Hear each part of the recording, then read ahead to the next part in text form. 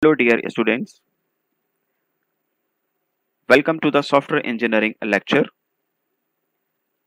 I am Nikhil Govil, assistant professor at the Department of Computer Engineering and Applications. Today's broad topic is software development process models. Till now, you have gone through some of the software development lifecycle models.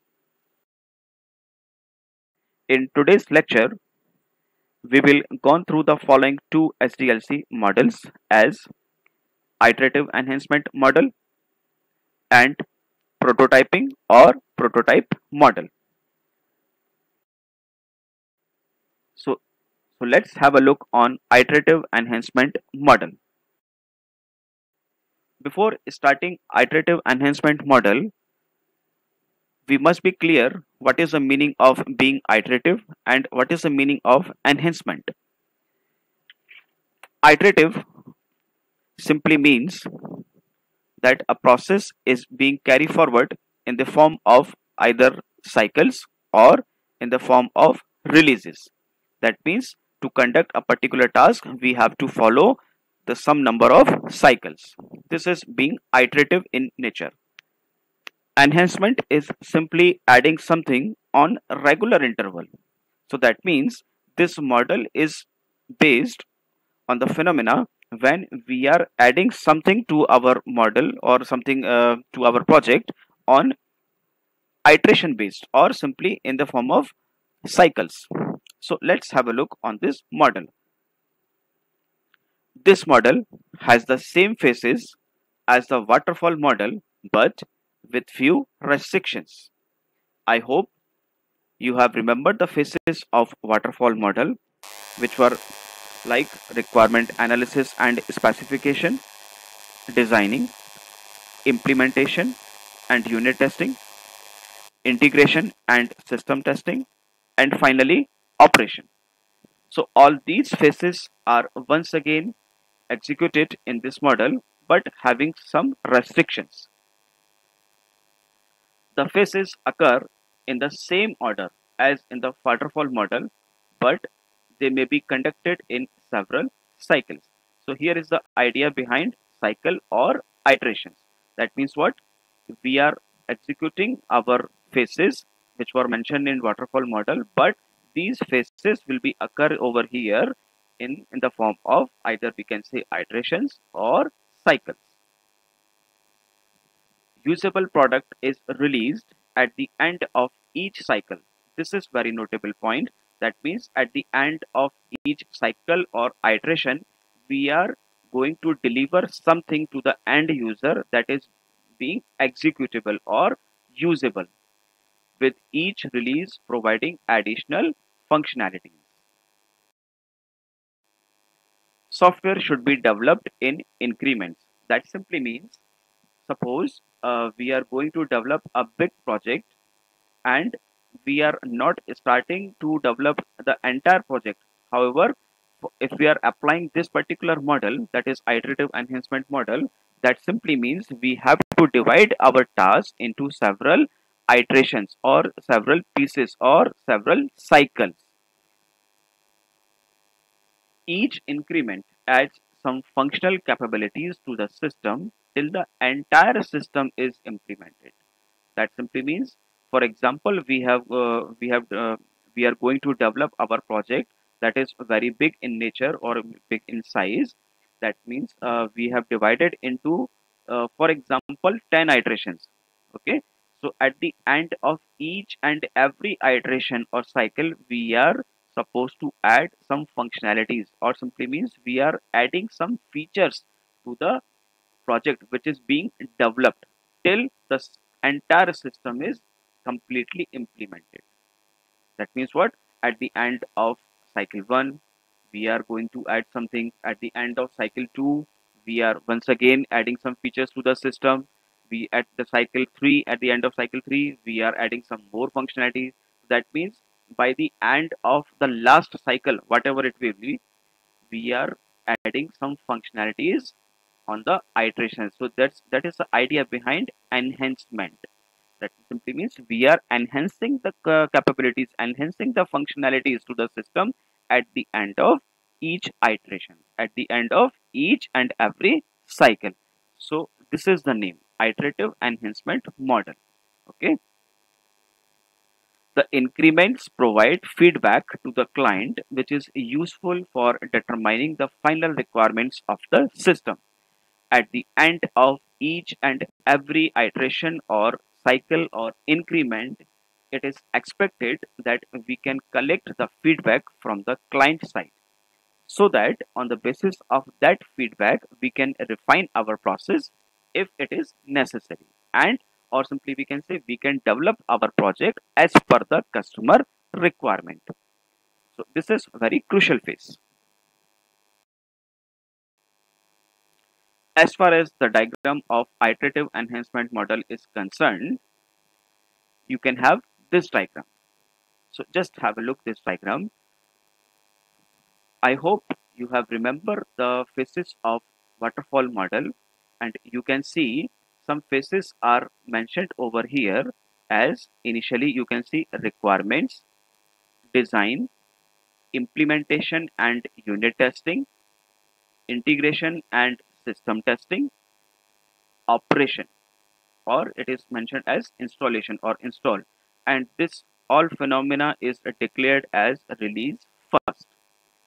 Similarly, you can see once again from the designing part, we have started for designing, implementation and unit testing, integration and system testing, and further operation or installation for release second. And the same task is being carried forward for release third. And this process will be carried forward till the entire project is developed. To understand this model or this diagram, let's take an example, or simply we can say the real world example. Consider the case of GLA University portal. Okay, it's a big project. For better understanding of this model and this example, we can divide this particular project into several iterations. For example, in first iteration, we are supposed to develop attendance management system. For second iteration, we may go for examination system. For third iteration, we may go for training and placement department details. For the fourth iteration, we may go for hostel booking. For the further iterations, we may go for fee details or anything. So let's have a look. Initially, the idea was very clear that we are going to automate our entire system. So requirements were taken care. Requirements were gathered at the initial level. But because the project is very big in size and having complexity, so we are not going to develop the entire project at once. For our simplicity, by using iterative enhancement model, we are dividing our project into few parts, and that particular parts may provide some functionalities to the end user. Okay, so requirements are all gathered for all the activities over all the models that I have discussed earlier. But at the initial level, look at this phase from here to here. For this particular phase, we are going to develop only for attendance management system. That means what? We are going to design only for the attendance management system. What should be the DFD? What should be the ER diagram? What should be the process flow? Likewise. Okay. But all this process only for the attendance management system. After finalizing the designing, now it's time to implement, or simply we can say the code. Okay. After coding, it's time for unit testing, or simultaneously both operation can be executed. When implementation and unit testing is completed, then we may proceed to the integration and system testing. This phase will be carried forward by the testing professionals. Once the testing is approved, then it is time to operate the system, or simply we can understand it is the system is ready to install at the end user's machine. This particular phase will be known as release first. Release first what? That means we have developed the attendance management system, but not the entire project. Attendance management was was, you can say, simply just a part of the entire project. Okay, so at the end of release first, we have completed the attendance management system. Now look at the second part. Now you can see designing is carry forward to this particular design, but there is no requirement. That means requirement has been gathered initially. Now we are supposed to design for examination system, and this design can be understand as a detailed designing. It was what?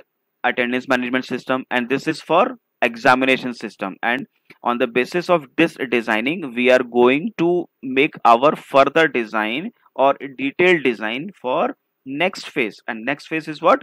Examination system. So that means we are going to design for examination system over here.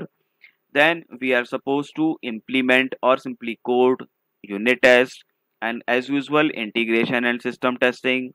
After performing all types of testing, now it's time to install this particular added functionalities to the end users system. This phenomena will be known as release 2. So now you can see this was iteration 1, this one is iteration 2. Now look at this particular phenomena. This is what? Release third or iteration third or cycle third. This is for what? Training and placement department detail, as I discussed earlier.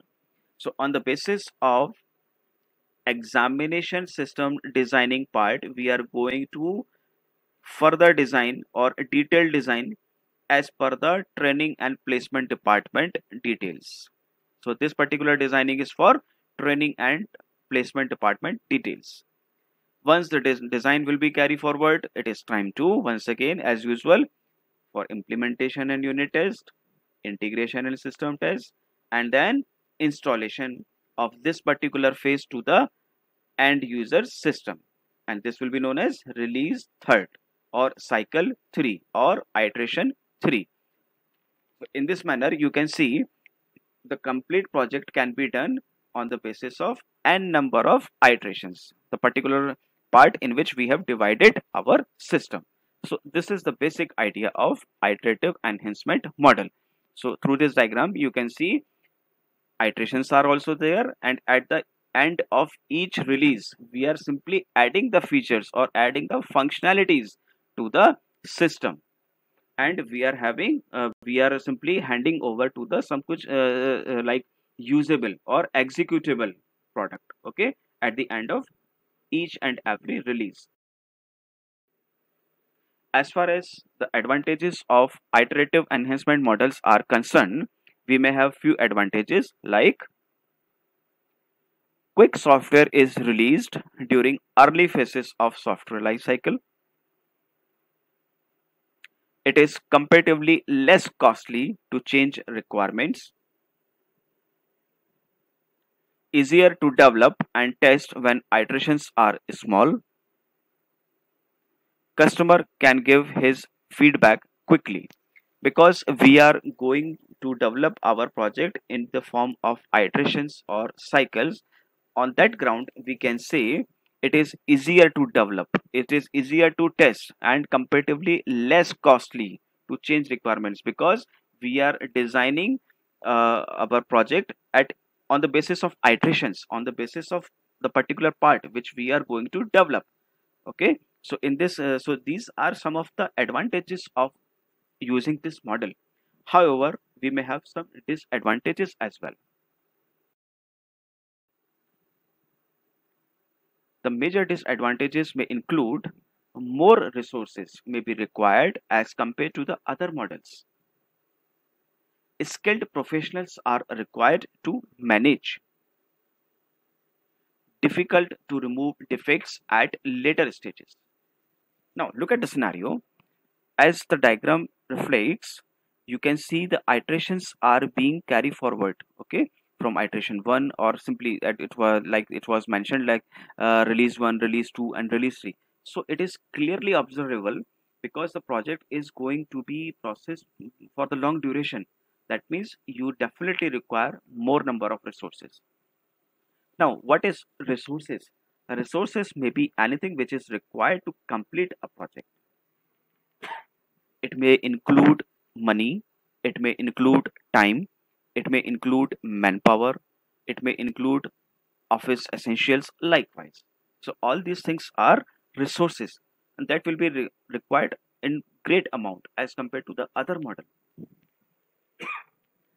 Skilled professionals are required to manage. That means because we are continuously designing and detailed designing, so skilled professionals are required to handle this type of projects, this type of model.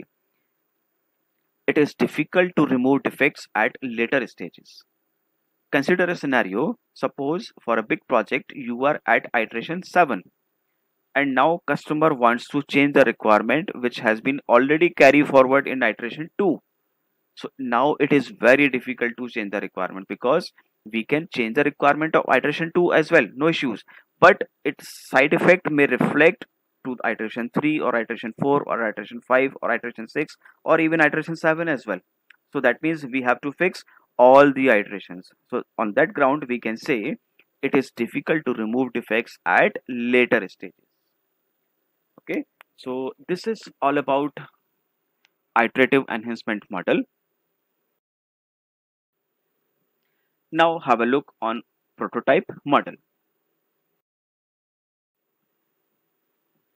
Prototype simply means first or preliminary version of product, or it can be understood as working model of the system, of the product. It starts with initial requirements gathering. A quick design is carried out and a prototype is built. This model is useful for projects using new technology that is not well understood. It is also used for complex projects where all functionalities must be delivered at one time. As the name suggests, we are in condition, or we are supposed to give something sample or working model of the project to the customer before completely developing of the product. Okay, that means we are just showing our sample, that how it will be look like, how it will be processed. So if the customer approve, then we are supposed to go for detailed designing or coding or likewise. This can be better understood with the diagram. This is the diagram for prototype model.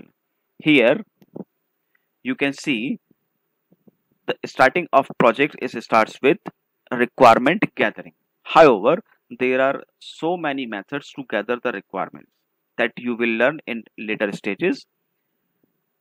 For today's lecture, consider some methods by which we are getting or we are collecting our requirements.